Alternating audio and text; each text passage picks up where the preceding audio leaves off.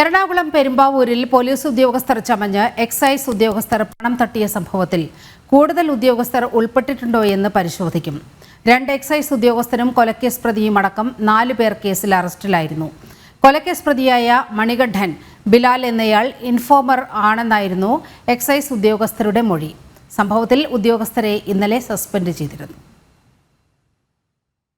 കഴിഞ്ഞ ഞായറാഴ്ച രാത്രിയാണ് വാഴക്കുളം കീൻപടിയിൽ വിവിധ ഭാഷാ തൊഴിലാളികൾ താമസിക്കുന്ന സ്ഥലത്തെത്തി ഉദ്യോഗസ്ഥർ തൊഴിലാളികളിൽ നിന്നും പണം തട്ടിയത്. പോലീസ് ഉദ്യോഗസ്ഥരാണെന്ന് പറഞ്ഞെത്തിയ സംഘം തൊഴിലാളികളെ ഭീഷണിപ്പെടുത്തുകയും പണം ആവശ്യപ്പെടുകയുമായിരുന്നു.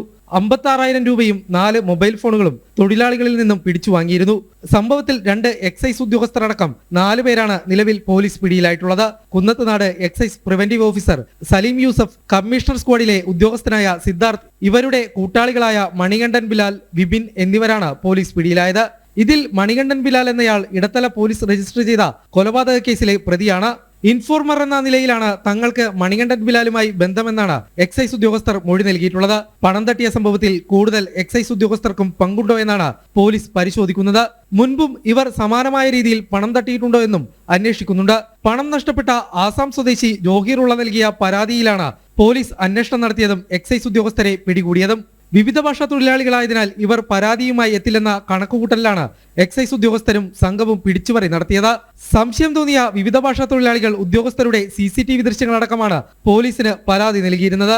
പെരുമ്പാവൂർ ASP ശക്തി സിംഗ് ആര്യ, തടിയിട്ടപറമ്പ് CI PJ കുര്യാക്കോസ് എന്നിവരുടെ നേതൃത്വത്തിലാണ് അന്വേഷണം നടക്കുന്നത്.